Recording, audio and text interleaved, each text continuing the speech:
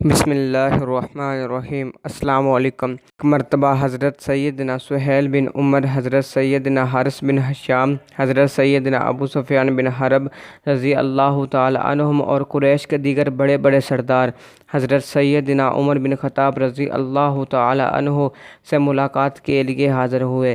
جب وہاں پہنچے تو دیکھا کہ حضرت سیدنا صہیب، حضرت سیدنا بلال رضی اللہ تعالی عنہما اور اسی طرح کے کچھ اور بدری صحابہ کرام بھی ملاقات کے لیے آئے ہوئے تھے، جو پہلے غلامی کی زندگی گزار چکے تھے، پھر آزاد ہو گئے اور وہ دنیاوی اعتبار سے بہت غریب تھے۔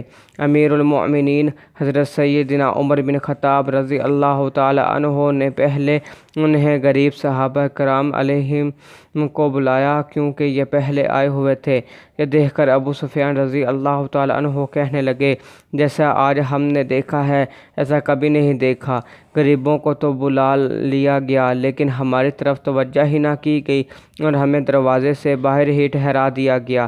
یہ سن کر حضرت سیدنا سہیل بن عمر رضی اللہ تعالی عنہ، جو کہ بہت حق گو اور سمجھدار تھے، کہنے لگے، اے لوگو، خدا کی قسم آج میں تمہارے چہرے پر ناگواری کے آثار دیکھ رہا ہوں۔ اگر غصہ کرنا ہی ہے تو اپنے آپ پر کرو، کیونکہ تمہیں اور انہیں ایک ساتھ اسلام کی دعوت دی گئی۔ ان خوش نصیبوں نے حق بات قبول کرنے میں جلدی کی اور تم نے سستی سے کام لیا۔ ذرا غور تو کرو، اس وقت تم کیا کرو گے جب بروز قیامت انہیں جنت کی طرف جلدی بلا لیا جائے گا اور تمہیں چھوڑ دیا جائے گا۔ اس کے بعد حضرت سیدنا سہیل بن عمر رضی اللہ تعالی عنہ نے اپنے کپڑے جھاڑے اور وہاں سے تشریف لے گئے۔